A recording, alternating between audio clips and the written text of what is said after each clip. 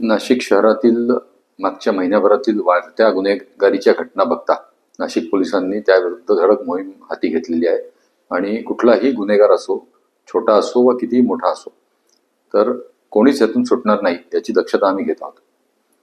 आम्ही वेगवेगळ्या प्रकारच्या मोहीम हातात घेतलेल्या आहेत. म्हणजे ते टवाळखोर मोहीम असेल किंवा ज्या ठिकाणी अवैध मद्य विक्री होते ती टपऱ्या पाडणं असेल किंवा प्रिव्हेंटिव्ह ॲक्शन्स घेणं, जे रेकॉर्डवरचे गुन्हेगार असतील, गँगस्टर्स असतील किंवा जे मोठे काही गुन्हेगार आहेत की ज्यांनी मागच्या काही फायरिंगच्या इन्सिडेंट्समध्ये त्यांची नावं निष्पन्न झालेली आहेत, तर त्या सगळ्यांच्या मागे आम्ही लागलेलो आहे.